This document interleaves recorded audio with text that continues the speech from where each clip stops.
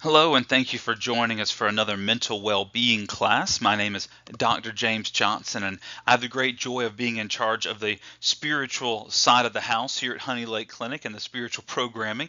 And I'm so grateful you've continued to join us in this series that we've been doing on God's design laws. And this is the third video we've done in this session. So if you have missed the previous videos, please go back and watch those lessons so that you have that foundation that we've been building on. But what we've been discussing is this idea that God created the universe and everything in it to operate on principles. When we are in conflict with these principles, we end up bringing consequences on ourselves. When we're in alignment with them, we enjoy the positive consequences of them. And this is true whether it's dealing with the physical world, the mental health world, or the spiritual health world. And so, as we've been looking at these, we have laid the foundation of why we would believe that God exists and why His world operates the way it does. In our last video, we began the process of looking at some of these initial design laws to start understanding these processes and how they work and how we can get in sync and in rhythm with them to experience the life of fullness and wellness that God has for each of us. And of course, I've got to give credit where credit is due.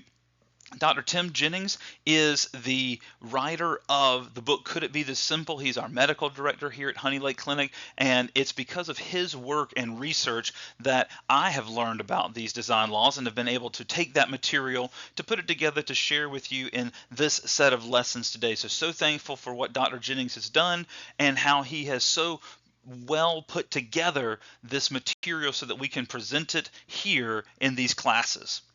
If you are a note taker and you would like a copy of this presentation, you can scan the QR code on the left-hand side and it will send you to a link to request access to my presentation folder and all of the presentations that I teach here at Honey Lake Clinic, along with a lot of the sermons that I do, the morning reflections, and Wednesday night chapel services are all there, and you're welcome to any of that material. It's available to you if it saves you having to write down a bunch of things or take a bunch of screenshots. And of course, you can email me at jjohnson@Honey Lake Clinic if you want something specific or if you have any questions. And the one on the right is a link to our YouTube channel. And if you want to share this would be really cool if you want to share this channel. But of course, you're already here, so there's no need for you to click on or scan that link. When I lead classes, I love to start with a discussion question. And when I teach this class, this is the one that I normally lead off with. And it says, if you were the ruler of the United States of America, what is one law that you would change? And one of the laws that we would talk about when I ask this question, a lot of times people say, what one law would you like to change? They'll say, I would like to change the rules on taxes, or I would like to change the law that says I have to work so many hours a week to be considered full time. I don't know. They throw a whole bunch of interesting ones out, but the one that I can always bet is going to get brought up is the speed limit. And the reason why the speed limit gets so many people is because people want to drive fast. It's an enjoyable experience. It's kind of a scary experience. When I was stationed in with the military in Germany, I got the opportunity to go on the Autobahn, and while I never got to drive on it, I was in the vehicle with drivers who were going in excess of 130 to 140 miles per hour on the Autobahn, and it's a pretty exhilarating experience to say the least. And so to be able to do that in the United States would be enjoyable for a lot of people, but of course it would also be dangerous. And we know that the speed limit is put in place by the government in order to protect people from themselves. But one of the things that I have learned in my life, and maybe you've learned this too, is that when you're told you can't do something, there's something inside of you that makes you want to do that, even if you didn't normally care about that thing.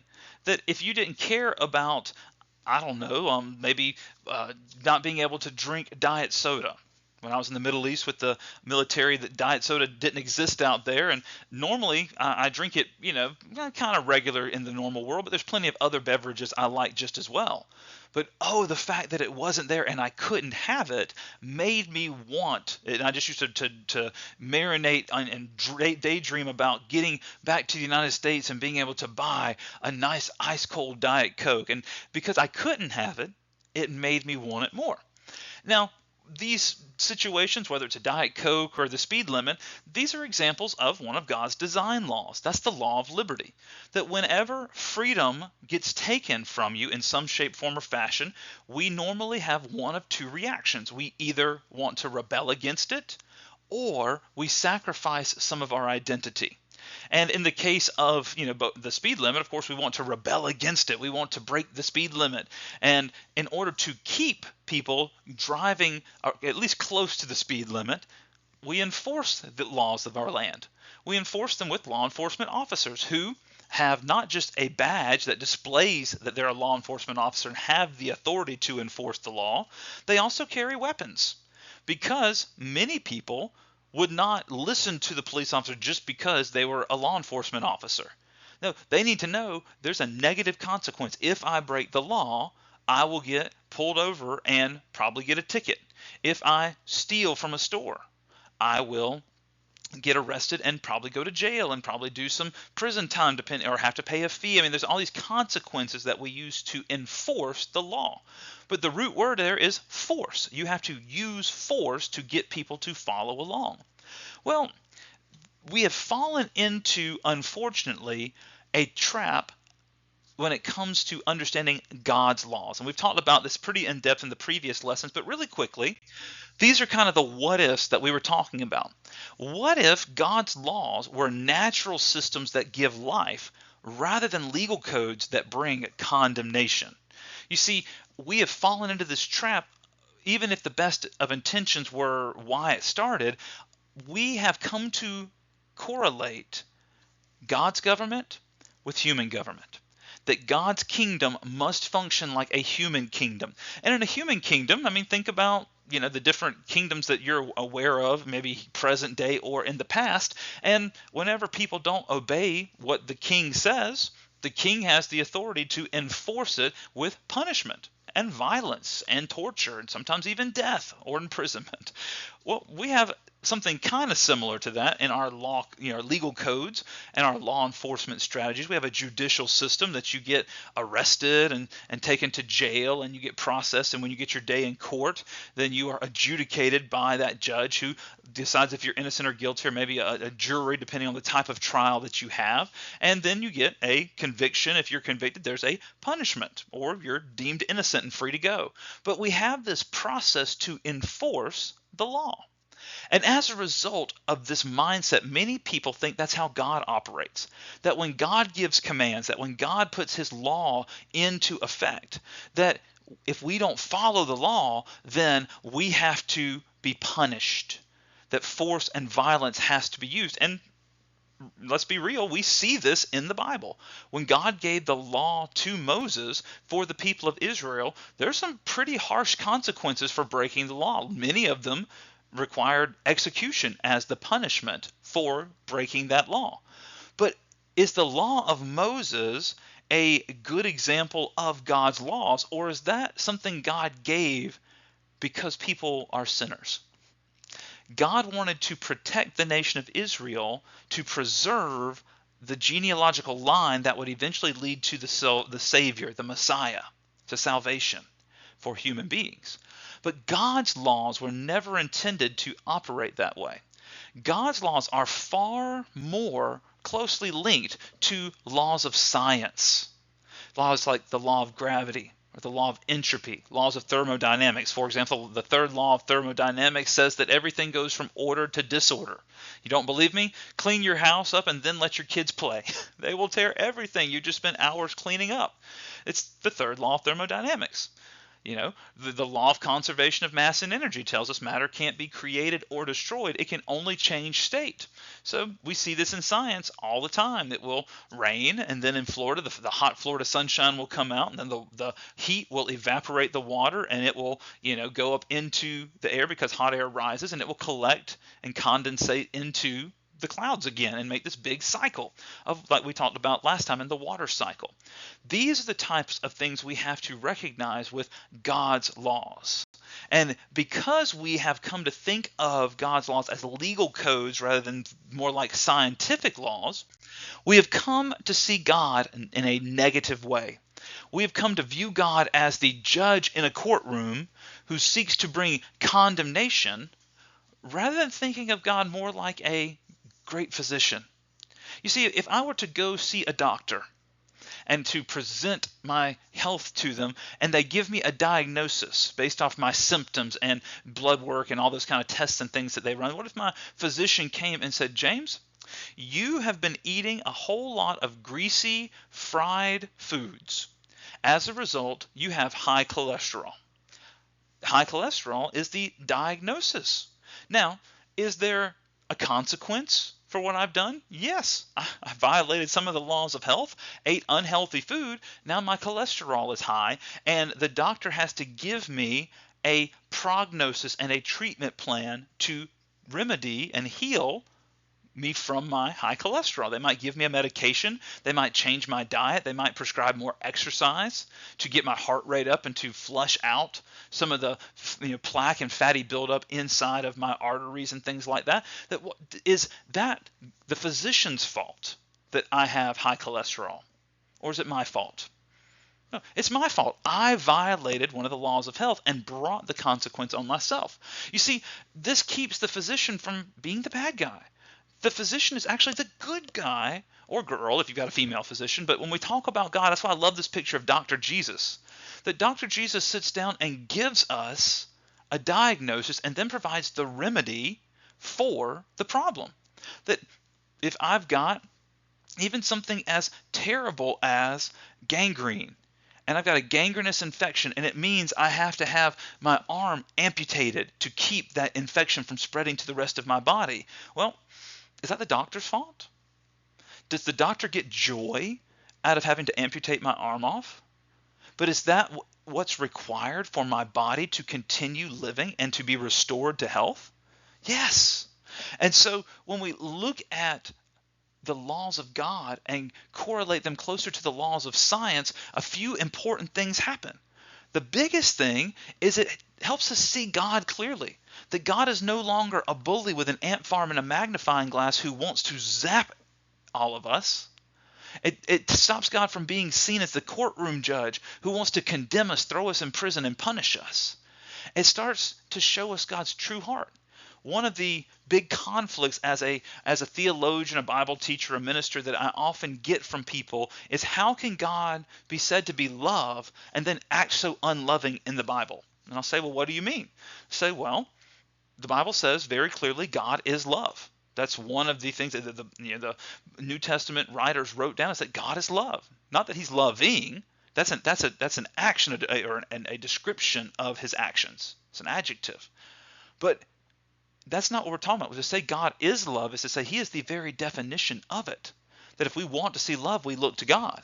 And then they look to see how God says things like, if you don't keep my commandments, then you're going to be, taken captive as slaves, and I'm going to allow plagues and sicknesses to come through your nation and kill people. I'm going to, bring other enemy nations in to destroy your homes and the temple where you worship. I mean, why would God do that if he's loving? Well, does a loving father discipline their child? Yeah, absolutely. But is the goal of discipline simply to hurt them? No. The goal is to build discipline in their life so they can make wise decisions and act in a way that's in alignment with the way of health and wellness. When my child, our youngest daughter, was very young, she is still very impulsive and she gets excited and she kind of gets ahead of herself sometimes. But when she was little, about 4 years old. We were crossing the street and we were going to go into a store she really wanted to go visit. And she was so excited, she went to run across the street and there was traffic coming. And I reached out and I grabbed her arm and I yanked her back and it hurt her. And she began to cry. And I felt so terrible. And I wrapped her in my arms as she was crying. And I said, baby, I'm so sorry. I didn't want to hurt her.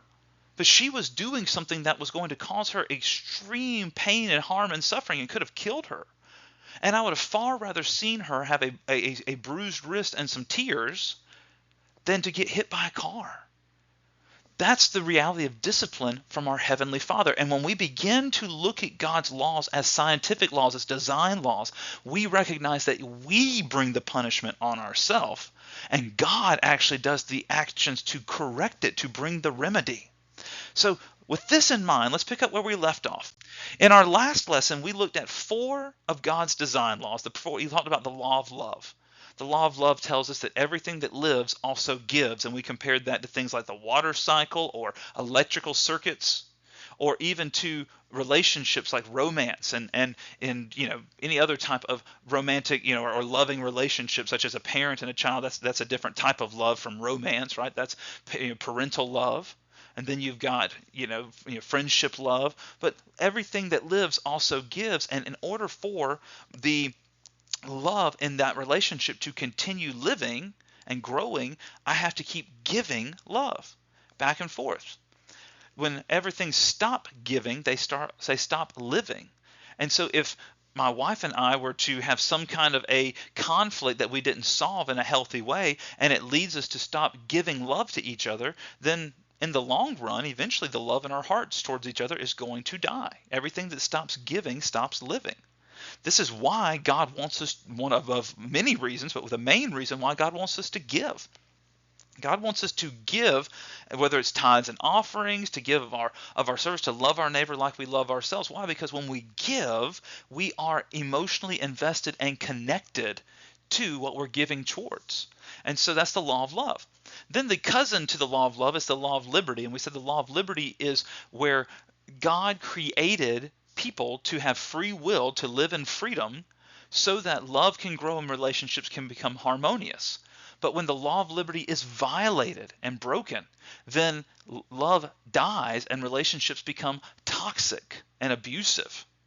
And we talked about how you can only have true love where there's true choice. And we covered situations dealing with the problem of evil and why evil still exists in this world and why God created a world where people could choose to sin. But that's because of the law of liberty. God wanted relationships with us, not robots. And so because he wanted relationships and not robots, he had to give human beings free will to choose for themselves how they want to live and if they want to be in relationship with him or not. And then we discussed the law of worship, how we become like what we focus on and admire, or as the scriptures say some translations say that by beholding we become changed. And we looked at how this applies to earthly relationships, where by focusing on people we admire, we begin to emulate their character, the way they dress, the way they act, the way they talk, the way they live their life, because we admire them. And the same thing is true with our relationship to God. God wants us to worship him so that when we put our focus and admiration on him, our hearts and minds are changed to be like his. And we said the only way true lasting transformation can happen is when we have the Holy Spirit come and change us and give us a new heart and a new mind to write God's law on our hearts. But that's why the law of worship works. We become like what we focus on and admire. You don't believe me? You go to a Taylor Swift concert and watch how people dress. Why? They want to emulate her. They want to dress as one of her eras, one of her albums styles, and they dress up like that in order to model her, to be like her. And so that's the law of worship at work. We become like what we focus on and admire, and God is the only person we can worship and admire that actually makes our character better. Any human being that we worship and admire, or even another heavenly being, anything besides God, is going to denigrate our character. And then we closed by looking at the law of extremes. And we talked about how the law of extremes tells us that anything, no matter how good it may be in itself, when taken to an extreme, becomes a bad thing. And so everything from exercise to diet and nutrition to spending time at church, all of these things that are good can become a bad thing when we take it to an extreme. An example of this would be during my mid 20s. I finally got some information from the doctor about how I needed to get healthy if I didn't want to be in a wheelchair in my 60s. So I finally got on board with health and fitness and started exercising, started eating well, and as a result, I started seeing my body change. I started feeling better. I started losing weight. I started seeing muscle development. I started noticing that my body started looking better to me. I started seeing it was more in alignment with what an athlete or a beginner bodybuilder might look like, and my vanity grew. And I became so focused on losing weight that I almost had an addiction to the scale, to see that number continuously going down. And I began to change the way I ate, and I took it to such an extreme that I was weighing out all of my macronutrients for every single meal, and I even brought my meals to other people's houses when they would invite us over. Or if you were to invite me to dinner during that season of life, I would have brought my meal with me. And it began to get in the way of my relationships. It used to cause me anxiety if I didn't exercise 2 hours every day, 7 days a week, an hour of cardio, an hour of resistance weightlifting. I couldn't sleep at night. It began to interfere with my life. Why? That's the extreme. It messed with my relationships. It messed with my relationship with God. It made me vain and proud. Not that there was anything wrong with me being healthy, but because I took it to the extreme, danger started to happen. I'll give you one more example and then we'll move on. Another example of the law of extremes is in the medical world, there is a painkiller that's used in anesthesia and after surgery for pain management called fentanyl. You're probably familiar with it. It's a pretty big buzzword right now in the illegal and illicit drug area of market. Well, the reason why fentanyl is so such a big deal and so prevalent in the culture today is because it is incredibly potent. I was talking to one of the officers in my Army unit who's a medical doctor, an anesthesiologist. He was telling me how fentanyl is measured in micrograms. And I said, Doc, you got to help me with that. How do I measure micrograms? He said, well, take a grain of rice. He said a grain of rice is about 1,000 micrograms. So if you measure a dose of fentanyl in micrograms, and you're talking about a fraction of a fraction, like 1,000th of a rice grain. And so when my great niece had heart surgery, because it is so potent and it's so easily processed by the body, the anesthesiologist gave her fentanyl for her pain management. But in the right dosage, it was helpful. In the wrong dosage, it would be harmful or even deadly. See, that's the law of extremes at work. And we have to balance all of these things in our life to stay away from the extremes. So these are the first 4 design laws we looked at. And if you want to go more in depth, I encourage you to go back to our previous video. But we'll pick up where we left off with our next design law, which is the law of exertion. The law of exertion. The law of exertion tells us that strength comes from exercise, not just physically, but also neurologically. And maybe you've heard this phrase before, use it or lose it. And this is true in all of our lives, that when I have had certain physical strengths and abilities, if I stopped using it, I lost it. And this is a great image of a woman doing some resistance training in the gym. She's working to develop her muscles, and you can tell by the image she's been working hard and she's developed her musculature already. And she continues to do it. Why? Because if you don't keep using it, you're going to lose it. Your body always wants to go back to the easiest state to process nutrition and things like that. And so when I used to be a distance runner, I trained until I could run marathons. But because I did not keep training, I lost that ability. And now I could probably only run a few miles. I definitely can't run a half marathon, much less a full marathon. Why? Because I quit training it. If I didn't use it, I lost it. And so that's true of not just our physical health, but also our mental health. I mean, think back to high school. And depending on what job you have now, you probably don't use every subject you learned because that's a general education season of our education. And I don't do a whole lot of math in my everyday life. I might balance my checkbook, and I might do a calculation as to what a percentage off of a price might be on a sale or a discount, but I don't do a lot of long division. I don't do a lot of algebra. I definitely don't do any calculus, right? Because I did not use those skills over recent decades, I lost that ability. You see, your brain does something called neural pruning. And as we go through life, our desire is for comfort. But when we stop doing things that are difficult, our brain begins to prune off neural pathways for skills that we don't use. So when I stopped using those algebra skills, my brain pruned off that knowledge to make room for other things to learn, things that I was focusing on. And that's true of all kinds of things, whether it's a foreign language that we may have studied, whether it's math, maybe it's a musical instrument that you used to play, maybe it's knowledge of phone numbers. I mean, I don't know about you. When I was a kid, I used to have all my phone numbers memorized, and now I only remember a couple of them. But I used to have dozens of them memorized, but not needing to memorize phone numbers thanks to cell phones and smartphones. That skill, I didn't use it, so I lost it. You use it or lose it. And so we have to work to practice the things that we want to keep. Now, this is really important, not just in our physical health, because the law of exertion tells us if I sit on the couch and work to be comfortable, then I'm going to lose some aspects of my physical health. My muscles will atrophy.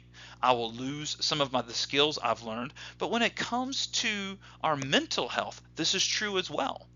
Because if I continue to focus on and think on the negative parts of my life, the negative experiences and the negative beliefs, my brain is always going to retain those. But once I shift my focus and begin hunting the good stuff, focusing on the positive, working to reframe, or this modeling process of whether that's cognitive behavioral therapy, EMDR, dialectical therapy, whatever type of therapeutic process that my treatment team has me working on, the more I focus on the healing processes and less on the negative experiences, my brain will begin to prune those old ways of thinking. Because maybe, let's just pretend that I grew up in a family, and I didn't. I had a beautiful, wonderful, loving family. Let's pretend I grew up in a family that verbally abused me, told me every day how stupid I was, how I was garbage, how I was worthless, how I'll never amount to anything, that nobody will ever love me because I'm just worthless. I'm an accident and they wish they never had me. If they tell me that day after day, week after week, month after month, year after year, over my entire childhood and adolescent period, what am I going to think about myself in my adult years? I'm going to believe what they said. But as I begin to get confronted with truth, such as what God says I'm fearfully and wonderfully made. He tells me in his scripture, in his word, that I am his masterpiece, that he thinks about me more than the grains of sand on the earth, that he knows the number of hairs on my head, that he wants to wipe away my tears, and he wants to have a relationship with me, that he died on the cross for me. That's value. And so the more I begin to focus on truth, if I keep marinating on the lies I was told, I'll never be able to fully accept truth. But as I begin to focus on the truth, and I stop focusing on those negative and stop using those neural pathways that focus on those negative beliefs, then my brain can prune them out. And I can build new neural pathways that focus on reality and truth. And so that's where the law of exertion can play into our benefit and to our detriment, depending on how we use it. So if there's something we don't want to continue sticking around, we need to stop using it so we'll lose it. But if we want to keep something, such as the positive coping skills, the positive ways of thinking, and the positive life processes that we've invested into our life, then we need to keep doing those things so we don't lose them. That's the law of exertion. The next law is called the law of sowing and reaping. Now, this one sounds familiar to most of us, and it kind of goes like this. Each of us is a sower who will reap a harvest of our own planting. For example, if we sow into knowledge, we will reap intelligence in our minds. Now, this is not sowing S-E-W, like sewing cloth to make a shirt or a pair of pants or a set of mittens. That's S-E-W, like a sewing machine. S-O-W means to scatter seed. And this is a example of this is actually a harvester. They're harvesting what was planted. But this tractor and the harvester that is, taking up all these stalks of corn and processing it into the trailer behind it. How in the world is it going to harvest that corn if nobody ever planted corn kernels in the ground to grow? You can only reap what you sow. And so if I say I want to get stronger physically, but I never exercise, I can't reap what I didn't sow. You reap what you sow. Now, there is a term in our American vernacular, our American way of talking, we use that we borrow from another religious system and belief set called karma. And karma is a belief in the Hindu religion of building up a spiritual debt based off of the things we do in this life. Now, in Hinduism, they believe in a cycle of rebirth called samsara. And the goal of going through these loops of reincarnation in samsara is every life you live is a chance to do better. That through your good actions, you build up a better life, and through your suffering, you pay off your karma. When you follow your dharma and the teaching of the gurus, the teaching of the Vedas and the Upanishads, then you eventually, through cycles and cycles of rebirth and reincarnation, you work your way up the caste system till you're in the Brahmin class, and when you finally pay off all of your karmic debt, then you can be released from this cycle of samsara, and this is called moksha, and you can become one with Brahman, one with the universe again. Well, we have taken over that word karma from the Hindu faith, and we use it a lot to mean something that it really doesn't mean. Karma is connected to that cycle of samsara. We like to say what goes around comes around. But that's not exactly what the Bible teaches, because people don't always have to pay off all their wrongs, because we can't. We can't suffer enough to pay off all of our sins. That's why Jesus was the perfect sacrifice. So instead of using the word karma, I encourage you to use something like reaping and sowing, that you reap what you sow. Instead of saying like karma, that's just my karma. That can get you connected to a false system of belief like the Hindu faith would teach us. And we don't want to do that. So let's talk about sowing and reaping. That you and I can only harvest what we plant. And so one of the things that if we're not careful, we can take this to an extreme, and we can balance, we can mix two laws, and we can create a idea of take this law to an extreme, and that can create legalism. Because if I follow all of the laws, then I have to earn my salvation and my holiness and my goodness. Now, that's not how salvation works. If you and I could earn our way into a right relationship with God, into perfection, then the cross of Jesus was pointless. Jesus' sacrificial death was meaningless. Why would he do that if we could do it on our own? But in everyday living, the law of sowing and reaping helps us to live in reality and to stay away from fantasy. You see, we have this desire in our culture to get something without working for it. Think about the lottery. One of the reasons why the lotto system in our culture is so popular is people want to do very little and get a massive return. And there are people that win the lotto.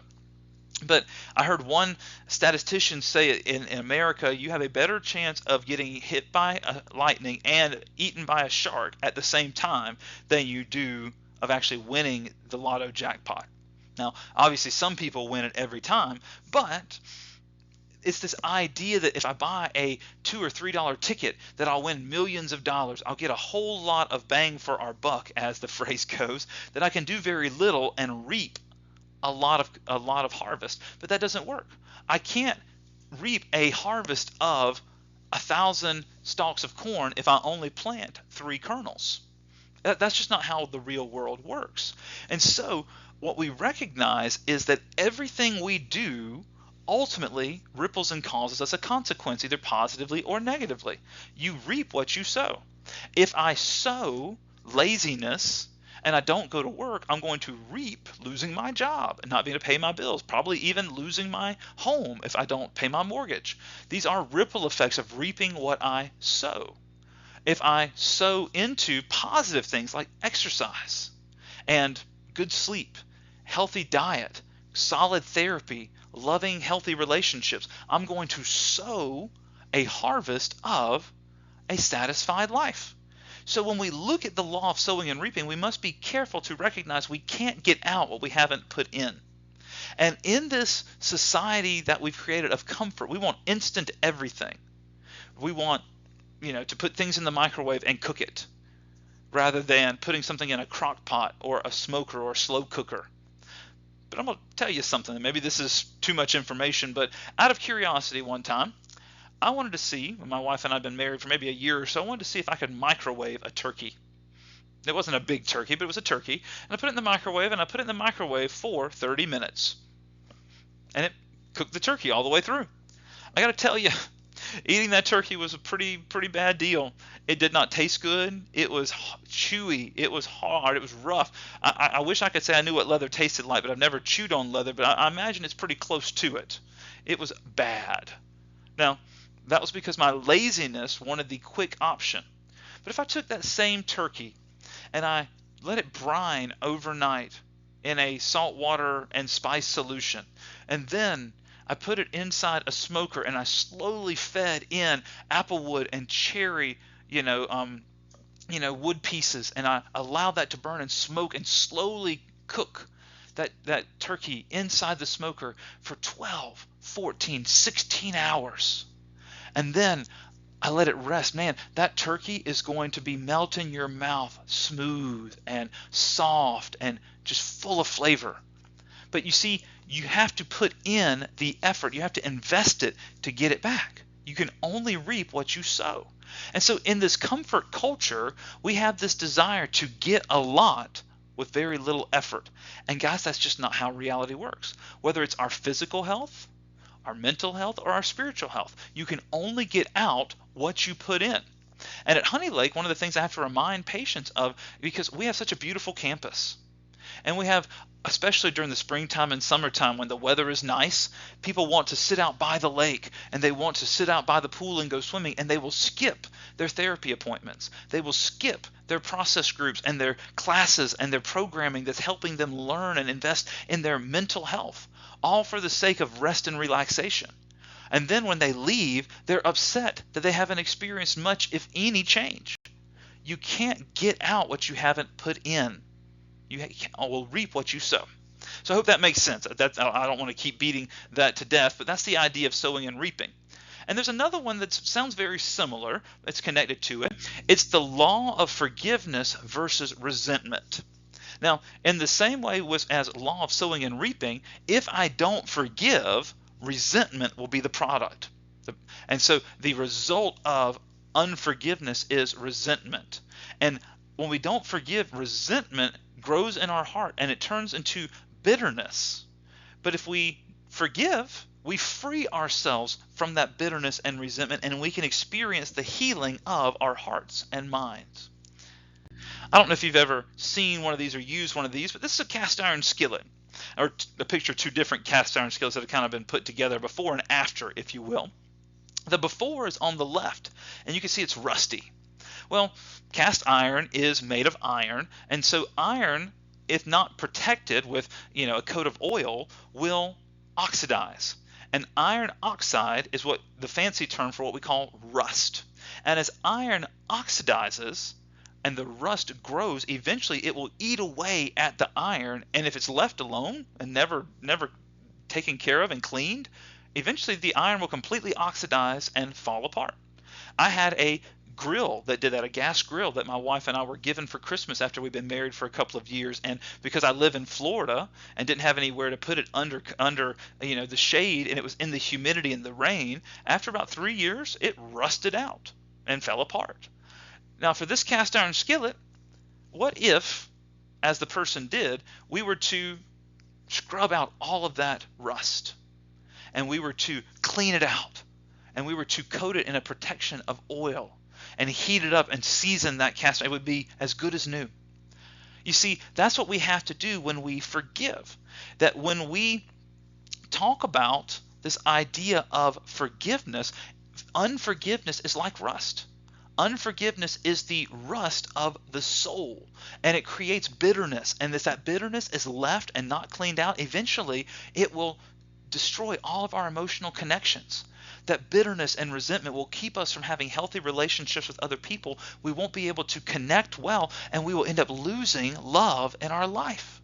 And it will be the rust of the soul that causes us to experience apathy and no longer be able to experience love. But if we forgive, it scrubs all of that bitterness and resentment like scrubbing the rust off of this cast iron skillet, and we can move forward. And one of the things we have to be very careful with is confusing forgiveness with other relationship states. We can believe one of many myths when it comes to forgiveness, but the perhaps greatest myth is the belief that if I forgive, I have to reconnect with that person. I have to seek restoration in the relationship. And as a result, we struggle to let go of the betrayals and the pains and the wrongs that they have put us through. But what we have to understand is that forgiveness is what we do for ourselves. Forgiveness is what we do in order to set ourselves free. Corrie ten Boom said it this way: forgiveness sets the prisoner free and recognizes the prisoner was me. And that's true, that when I forgive, I set myself free. And so when I have been wronged, the choice is on me to choose to forgive or not forgive. When I forgive, I set myself free from that bitterness and resentment that can corrupt my heart, my soul, and my mind. But when I hold on to it, it just ends up with greater injury, greater pain, greater suffering. And you and I cannot experience emotional and mental wellness as long as we harbor bitterness towards other people. And there are many things that we can do that connect us to this idea of bitterness, that when we remember what that person does in our hippocampus where our memories are stored, it can activate our emotion center, our amygdala, and this can cause us to no longer think clearly or critically, and we can just marinate in that emotion. Well, that does two things. Number one, it keeps us from thinking clearly and making wise decisions. But number two, it continues to reinforce those neural pathways of negative thinking. And we continue to just marinate and continue to suffer, all because we refuse to forgive and just let it go. We can't change the past. We can't change the person. We can only allow ourselves to be changed by God's Holy Spirit. And when we continue to experience God's love and we follow God's remedy by praying for our enemies, blessing those who curse you, as Jesus said, it softens our hearts towards them, makes them human again, and we're able to recognize that they're not a monster who hurt us. They're a broken, flawed human being who needs the love and healing of God just like we do. Now, that doesn't negate the pain they did, but it does set us free from it. I love the passage in the book of Genesis. And Genesis chapter 45 through chapter 50 are dedicated to the life of a guy named Joseph. And you're probably familiar, Joseph, with the coat of many colors. His brothers hate him so much they want to kill him, but instead they sell him into slavery. And while he's a slave, he's framed for a crime he didn't commit, goes to prison, and while he's in prison and gets the opportunity to connect with a political leader who knows Pharaoh and could get him out of jail, he's forgotten about. And he languishes 2 extra years in prison. And God works through that situation to give him the opportunity to interpret Pharaoh's dream, and Pharaoh makes him the vizier of Egypt, which was the most powerful empire in the world at the time, and he ends up being able to get set free. And as he goes through his life, a famine comes to Egypt, and his brothers come thinking he's dead. They don't know he's the vizier. And they come to him as the vizier and beg for food. And Joseph ends up getting the opportunity to get his vengeance. But instead, he forgives them. And years later, after their father dies, they come back to him and they say, okay, now that dad's dead, we're going to get punished. And he says, am I God that I can punish you? And then he says this, and this is the big part. He says, you intended to harm me, but God used it all for good. Other translations say, you intended it for evil, but God intended it for good. That it's this idea that he does not ignore reality and act like it never happened. He tells them, you intended to harm me. You meant it for evil. But he forgives them and is set free from it. And God uses all of that pain and gives it a purpose in his life. And that's what we can experience. We can experience restoration and healing when we forgive. But as long as we live in unforgiveness, bitterness grows in our spirit and corrupts and destroys us from the inside. That's how the law of forgiveness versus resentment works. This one is another hard one to wrestle with, and it's called the law of truth. And the law of truth tells us we can never avoid the truth. We can only delay the day we deal with it. I mean, think about it this way.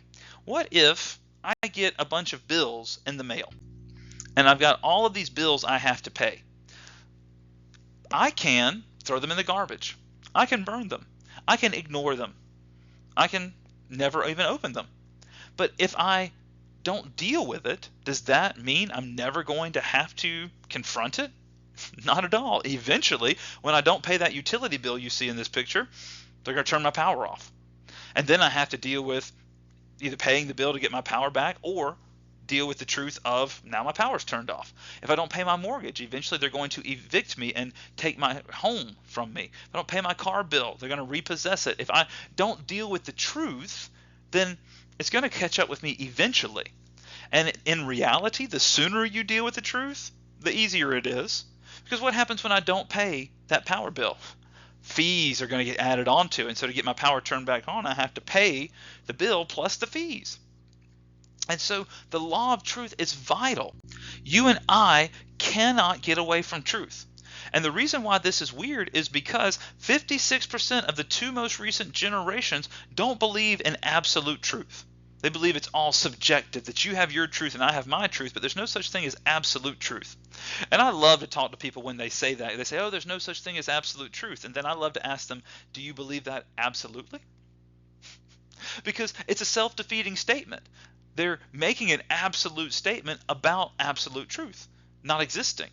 And so to prove that absolute truth does not exist, they give me a statement that they claim is absolute truth. It's self-defeating.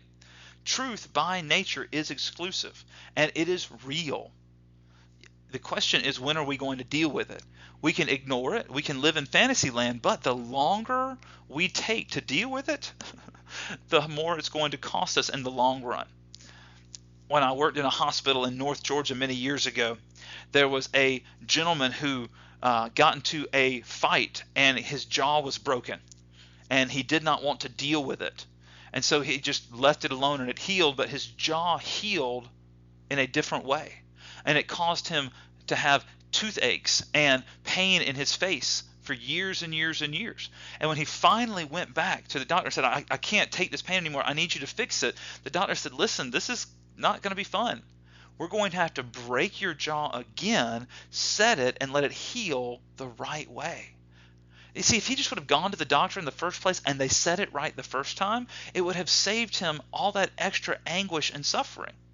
But you see, we can't ever get away from the truth. We just kick the can down the road. And you say, James, what about people who commit sin and never get caught? They murder somebody and they get away with it. They rob a bank and they never get caught. And they spend all of their life never dealing with the consequences. Well, first of all, they're going to deal with some consequences because their heart is going to be corrupted. They're going to deal with the consequences of the damage they do to themselves, to their own heart and spirit. But even in the eternal long run, we all have to stand in front of God one day. And Jesus said that we will have to account for every idle word that we say. Every little thing that we do, we're going to have to be held accountable for. So we can never get away from the truth. We can only deal with it, or choose when we deal with it. So the reality is, when it comes to our mental health, whatever that is, let's say that I'm not wanting to go through the grief process because it's just too painful. And so I cover up my grief with busyness. Or I spend money frivolously to make myself feel good, to distract myself. Or I start taking substances to give myself an artificial feeling of happiness. Or I drink alcohol to numb the pain and keep me from dealing with it. Well, guess what? It's not gone. I've just pushed it off, kicked the can down the road. And then it's going to all come back. The only way to deal with grief is to go through the grief process. The only way through it is through it. And so this is how truth works. Truth by nature is exclusive. And when I believe lies, all I'm doing is kicking the can down the road and distracting myself. I've eventually got to deal with it. And I'm not going to experience wellness and happiness in my life, true happiness. I can experience artificial happiness for a time, but I can't experience true happiness until I actually deal with that truth.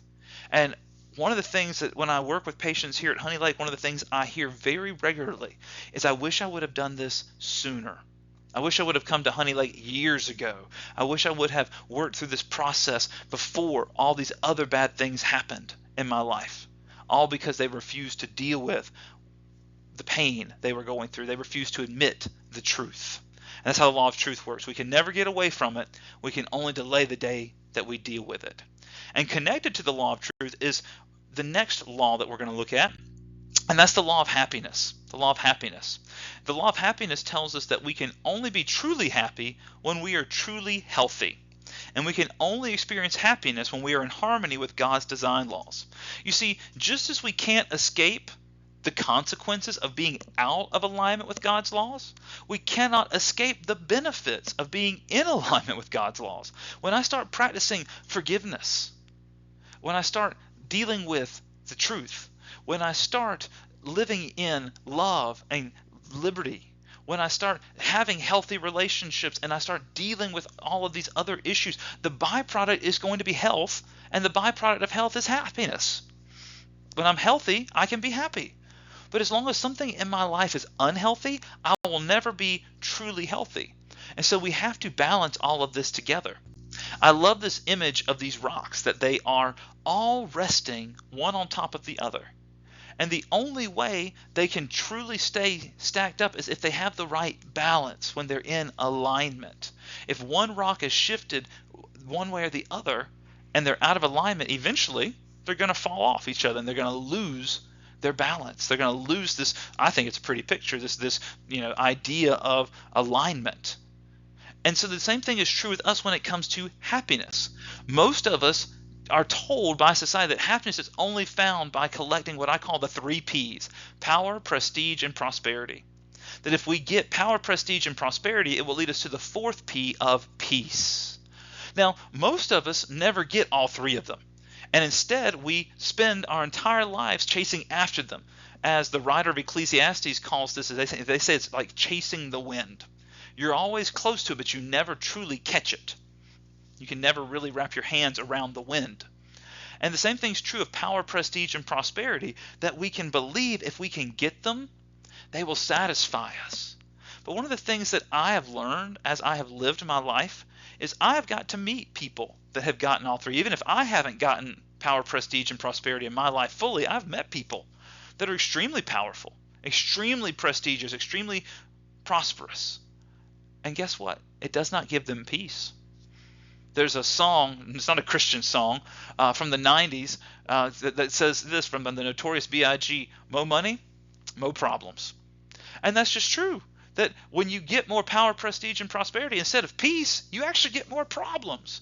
Because the more power you have, the more things you have to manage. You have a power over other people. You have to manage them. The further I have moved up in the military and in the jobs I've worked in my career, I get more responsibility. I have more things to deal with. Sometimes I miss being an entry-level worker. I don't miss the entry-level pay, but I definitely loved not being responsible for much of anything except myself. Same thing was true when I first joined the military. As a junior enlisted soldier, I wasn't responsible for anybody else. But now, in the position I'm in now, I supervise teams of people, and I'm responsible for them to my supervisors. So the more power I get, the more prestige, the more fame I get, the less privacy I have. I know of superstars and famous people that I have met that constantly have to hide from people who want to talk to them because they're so famous, and they have to constantly work to keep that fame or their prosperity. That when you gain all of this prosperity, you have to manage your money, and that's work. And so the more power, prestige, and prosperity you get, you don't get peace. You get more problems. I like to think of power, prestige, and prosperity like cotton candy. It's sweet. There's nothing wrong with having it.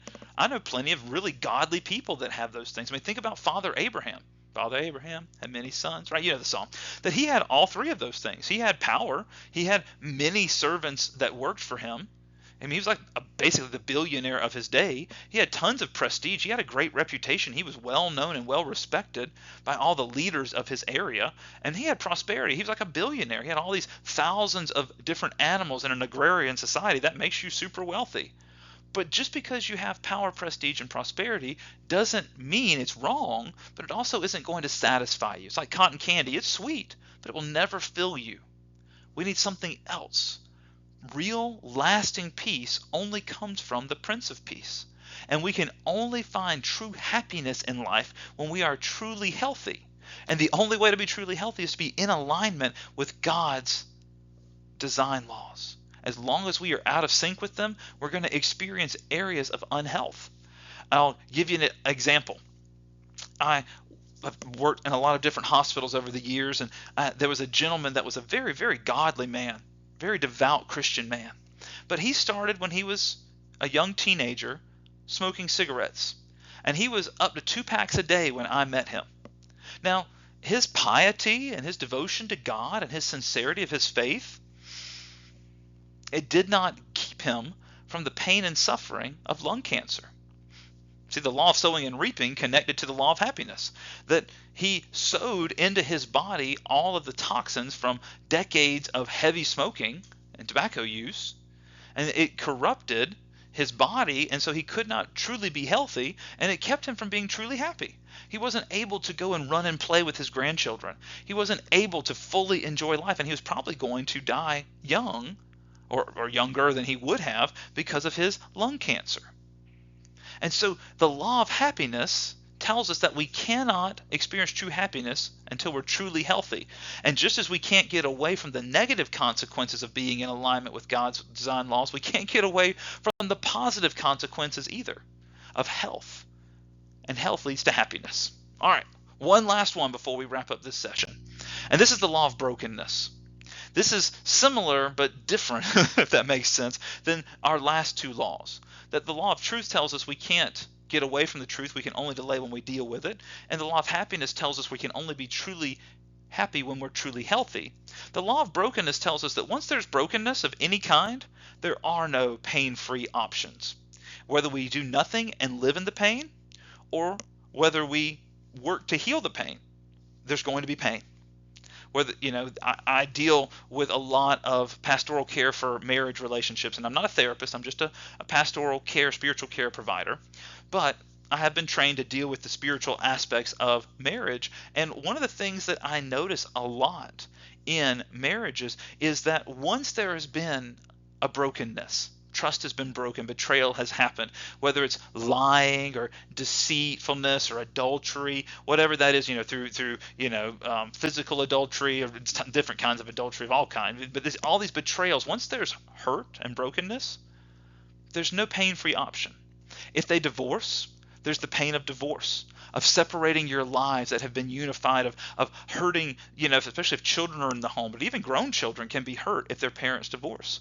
The loss of dreams, the unrealized goals and future seasons that will never happen. There's pain there. But there's also pain if they choose to work through the relationship and seek reconciliation and restoration. There's pain there. You have to deal with the pain of living in the fishbowl, of being vulnerable and exposed and rebuilding that relationship and rebuilding that trust. There's pain on both of those sides. Once something is broken, there are no pain-free options.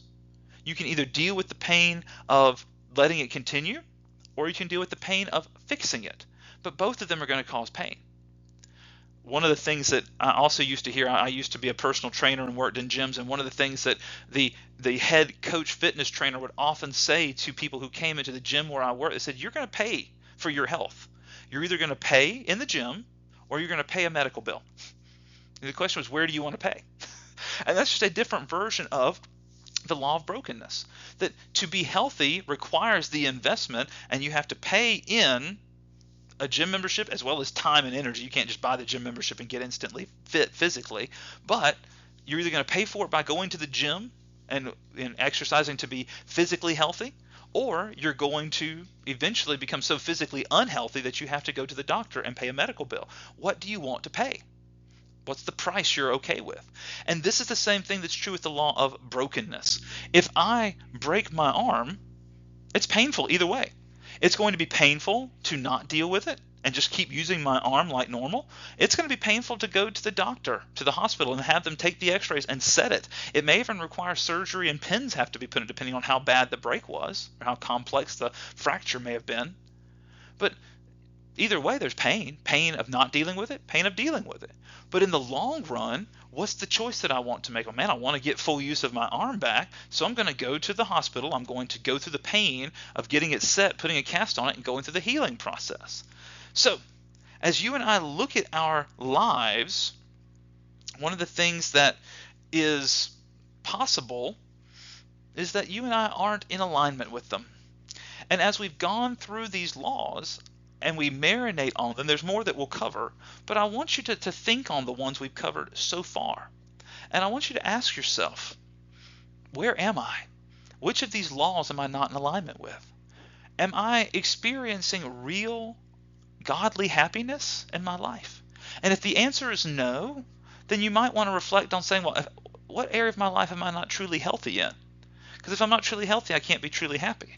Deal with the law of truth to admit what reality is and to quit delaying it, quit kicking it down the road, to recognize the things in our lives that are broken so we can go through the pain of healing it rather than dealing with the pain of not dealing with it, because it's going to hurt either way. See, let's get in alignment with God's design laws. Now, if you've listened to these last few lessons and you said, James, this still didn't answer all my questions, of course, please email me, jjohnson@honeylakeclinic.com, or of course you can also reach out to me by phone or text message at my number here. Thank you again for joining us for another video. I pray that these have blessed you and that these lessons have helped your life and your journey to mental, physical, and spiritual wellness. So until next time, be blessed.